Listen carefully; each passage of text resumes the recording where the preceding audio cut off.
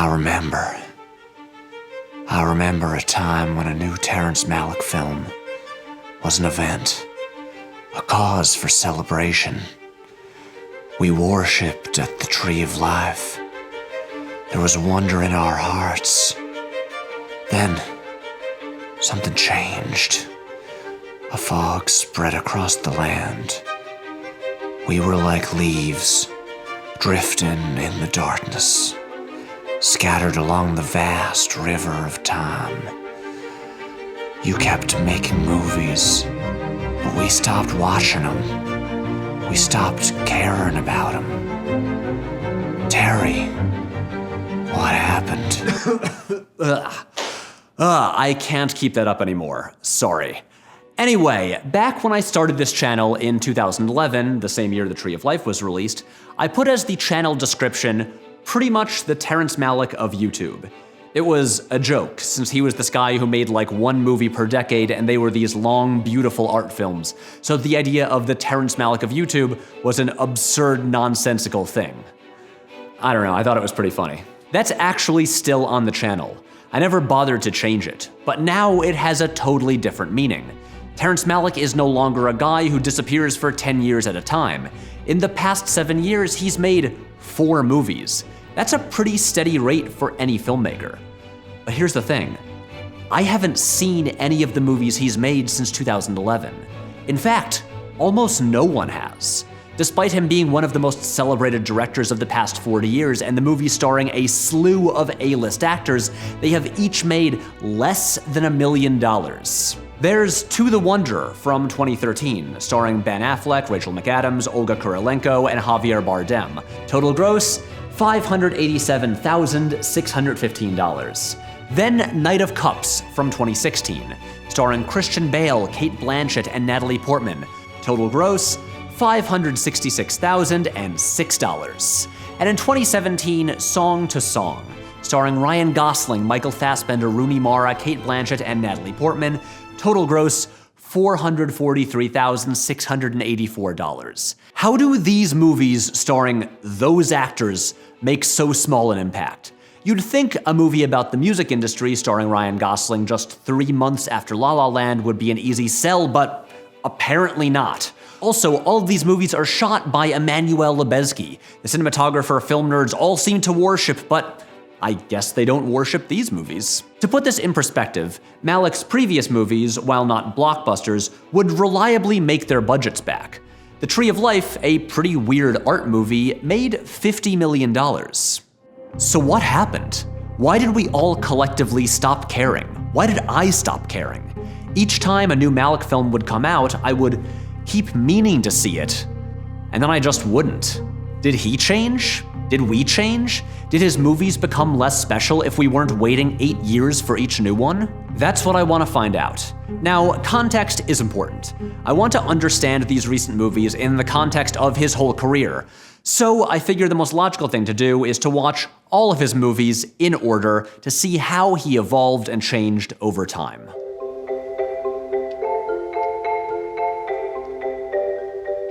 I think Badlands is one of the best debut films ever made. In many ways, it's a quintessential product of 1970s American cinema. A low-budget independent film about 2 young people in love going on a violent crime spree on the run from the law. It's Malick's tightest, most straightforward linear film, while also immediately having all the trademarks that we expect from him. A wistful voiceover, recounting the story in snatches of memories. There's the focus on nature and people existing surrounded by it, the use of primarily natural light, and the soundtrack built mostly around existing classical music.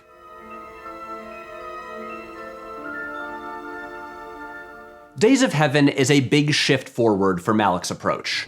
While there is a relatively straightforward plot with murder and romance, Malick isn't especially interested in it.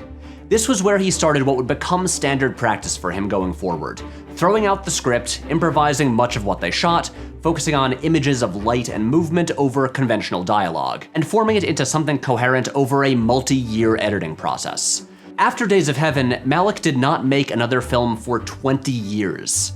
Him being a guy who doesn't do interviews and is almost never photographed, there are conflicting reports about what exactly he was up to during those 2 decades. Some say he spent them in Paris, working on projects that never saw the light of day. But what seems most likely is that he was mostly at home in Austin, Texas, working with the independent film scene there and helping young filmmakers like Richard Linklater get their start. Eventually, Malick returned with the biggest hit of his career, The Thin Red Line, also known as the World War II movie from 1998 that was not Saving Private Ryan.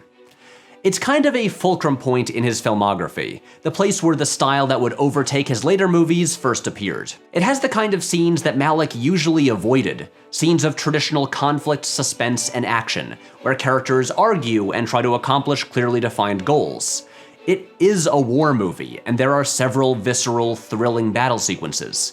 We can see that Malick is not just capable of, but extremely skilled at classical dramatic storytelling. He just usually prefers not to do it. There's more voiceover than ever, now coming from multiple characters. Instead of delivering story information like the voiceover did in Badlands and Days of Heaven, here it is almost entirely philosophical and poetic, meditating on humanity and nature, peace and war. And the images that accompany the voiceover become more abstract and less narrative. As much as I normally hate to use this term, it's a tone poem. Also, very importantly, this was where Malick started making all his voiceovers whispered. Why does nature vie with itself? Through Malick's filmography, there's this ongoing tension between narrative and abstraction. The Thin Red Line sort of alternates between the two. There's traditional narrative scenes, and then ones that are pretty much abstract art films, where it's not even clear from which character the poetic narration is coming.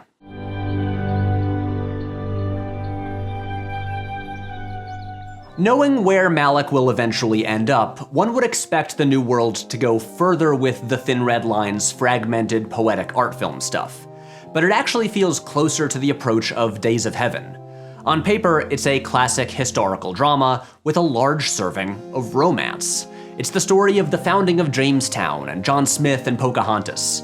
Malick keeps the voiceover more character-based than he did in The Thin Red Line, using it to communicate story information and reveal the character's internal thoughts. It's a relatively straightforward story, but told in an unmistakably Malick way. And it's seemingly the last time he would make a film with any kind of traditional narrative.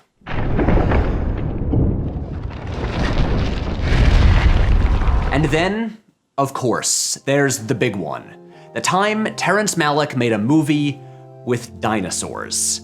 The Tree of Life was a project Malick had been developing for decades. It seemed like it might end up as one of the great legendary unmade films of cinema history. And then he actually went ahead and made the thing.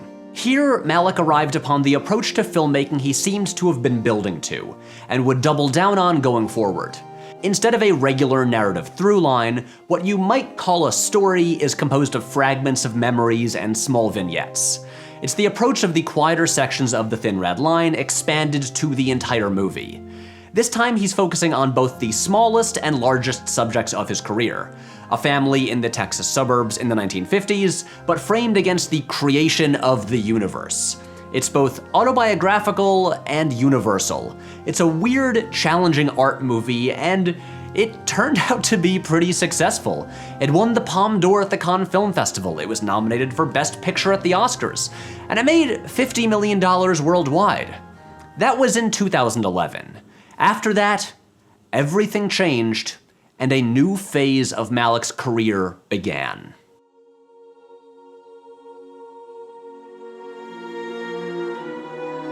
I know some of you watching this have never seen a Terrence Malick movie, or maybe you've never even heard of the guy, which is fine. Again, these are not blockbusters. And you might be thinking, what's the big deal? His later movies sucked, so no one watched them. Why are you obsessing about this? Well, I'm obsessing about it because for a really long time, no one was really doing what Terrence Malick was doing. Still, no one is.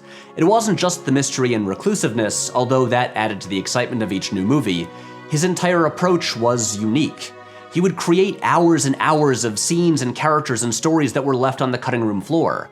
Major movie stars would just be cut out of the movies entirely. Each film felt like an exquisitely crafted piece of art. His process was difficult and time-consuming and required endless trial and error to finally arrive at what he deemed the perfect result. With all his different cuts and ridiculously slow output, he's kind of like the hippie Michael Mann. And honestly, the most important thing is that the movies were really, really good. They're the kind of movies where every shot is so staggeringly beautiful that it would be the best shot in any other movie. Even when he's telling stories that are somewhat familiar, like Badlands or The Thin Red Line, the execution feels entirely unique. They feel like memories being recounted lovingly, at their own pace, in their own style, pausing to linger on small moments or images, finding the beauty inside these violent, tumultuous settings. Terrence Malick is one of those people like Wes Anderson, with a checklist of trademarks that everybody knows. You know their style as soon as you see it, but no one can do it as well as they can. This was why we waited anxiously for each new Malick movie. This is what was special about them. For 40 years, each film a beautiful, unique treasure. We waited years for each one. Who are you, Terry? Where did you go? And then, one day, you returned, but you were different, working faster, always twirling, just out of reach. Terry, what has become of us? Does this darkness reside in you, or is it within me? Patrick? What are you doing? I don't know.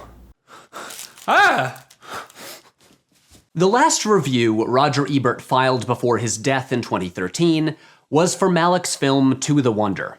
In his closing paragraph, he wrote, "There will be many who find To the Wonder elusive and too effervescent. They'll be dissatisfied by a film that would rather evoke than supply. I understand that, and I think Terrence Malick does too. But here he has attempted to reach more deeply than that, to reach beneath the surface and find the soul in need." The exact same could be said of Malick's following two films, Night of Cups and Song to Song. If anything, those are even more elusive than To the Wonder, with even less of a traditional plot. Finally watching these, I totally understand why they were not box office sensations. And honestly, now that I've finally seen them, I'm not crazy about any of them. I like all of Malick's films up through The Tree of Life, but these three, while overflowing with beautiful, powerful imagery, feel thin and repetitive. His earlier work tended to be light on plot and character, but these strike me as interesting experimental short films that were needlessly expanded to feature length. But that said, while I don't really enjoy them, they're fascinating in terms of what they tell us about Malick and his evolution as an artist. There are several major developments that happen with these movies, so let's get into it. First, after 40 years of making period pieces, these are the only films he's made with contemporary settings, other than the Sean Penn segments of The Tree of Life. It's genuinely surreal to watch a Terrence Malick film with a scene at a Sonic drive-thru, or one where Michael Fassbender wrestles with members of the Red Hot Chili Peppers. I'm not joking, that actually happens. Also, Nick Kroll and Joe Lo Truglio are in Night of Cups. So is Dan Harmon for like 2 seconds. It's weird. It's really weird. And beyond just the time period, the films all focus on relatively unspectacular subjects. Gone is the backdrop of war or violence. No one is in a life or death situation. Nothing is set against the creation of the universe. The characters aren't on the run, are fighting to survive, or trying to build a new civilization. Most Malick films had focused on ordinary people, but now those people are also in relatively ordinary situations. With The Tree of Life, Malick went a little bit autobiographical, focusing on children growing up in Texas in the 1950s, just like he did. And over his next 3 movies, he continued to pull from his own life. To the Wonder seems to be heavily inspired by Malick's relationships with his second and third wives, from meeting one in Paris, their marriage dissolving back in the US, and the following relationship being with a woman he had known since high school. The film is largely set in Bartlesville, Oklahoma, the same town where Malick spent part of his childhood. Night of Cups, like The Tree of Life, deals with the death of the main character's brother, something Malick himself experienced while in his 20s.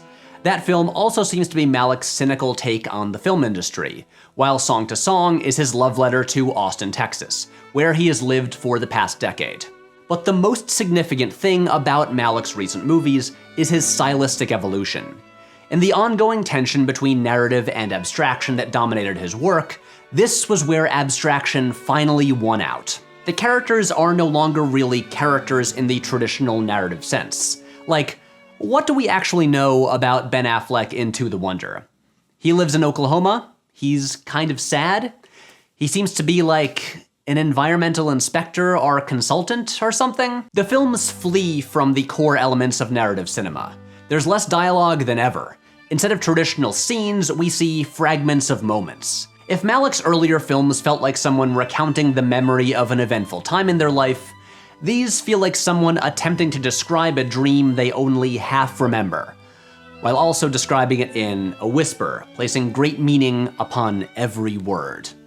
Since Malick doesn't speak publicly about his work, I've been searching through interviews with his collaborators for some insight into his methods and intent.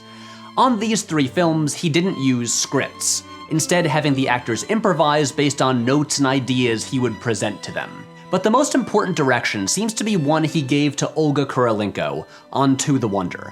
She describes it as, what he always said was, keep moving, don't stop. If I ever stopped, he'd poke me to keep going. There's a piece by film critic Bill Gabiri that helped me get a better understanding of what Malick was going for with these movies. He writes, the performers in To the Wonder are not acting, they're dancing. These films are more like ballet than traditional cinema. The actors barely speak, but they're constantly circling each other, falling to their knees, running their hands along objects, and of course, twirling. So much twirling.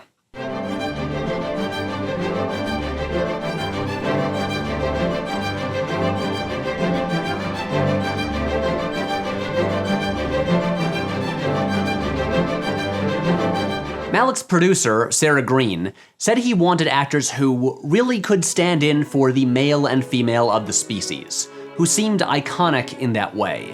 This makes a ton of sense when you consider that the characters are more like vessels for emotions and ideas. Sadness, longing, frustration, unfulfilled desires. You can't evaluate these by the regular criteria of narrative cinema.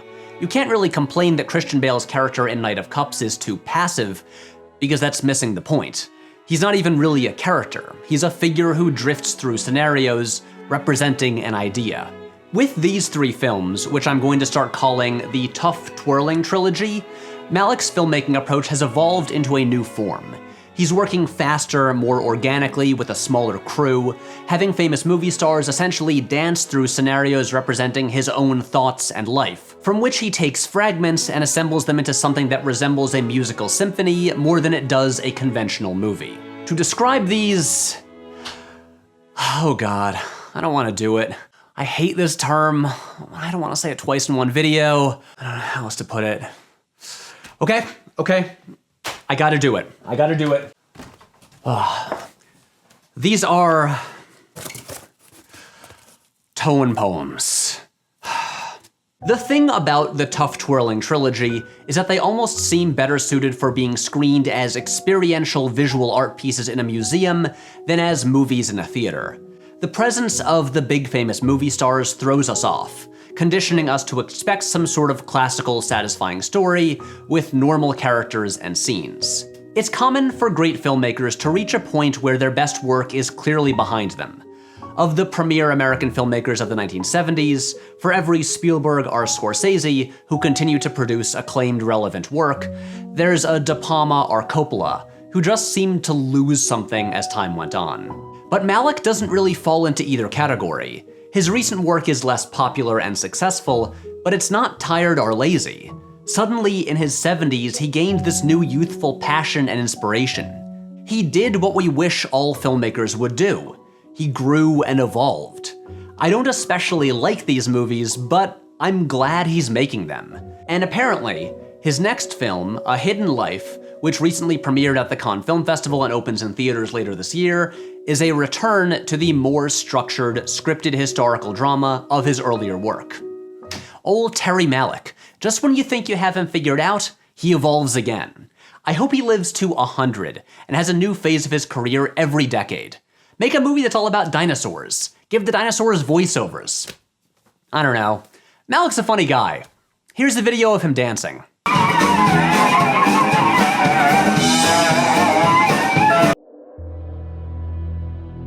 Terrence Malick, storyteller, painter, poet. Always you wrestle inside me. You walked down a path of abstraction and self-reflection. I struggled to follow, to even stay awake sometimes. But I will not forsake you. I will be there for you again, to bear witness to your new films, our paths converging again. Terry, show us the way of nature and love, the endless sunlit curtains, the rippling field of wheat in the fading day, the solitary footprint in... What the fuck am I even saying? To be honest, I'm writing this voiceover while I'm kinda drunk. So, anyway, Terrence Malick, he's pretty cool. But I should probably end this now. Gucci.